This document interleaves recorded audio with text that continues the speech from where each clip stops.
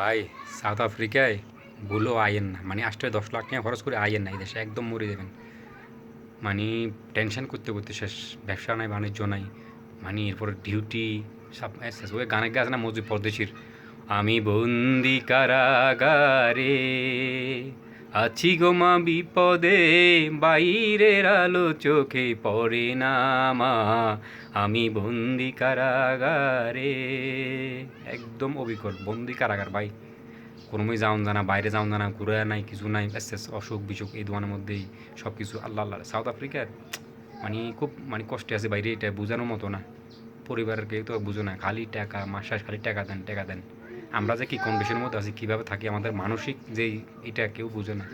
নাহলে চলি আয় আদরে করে আলাপ ডাইল বাসারে খাই, শান্তিতে থাকবো, অসুবিধা নেই, আলহামদুলিল্লাহ অল্প বাক্স করে খামো, কোনো কিছু না, খালি টাকা।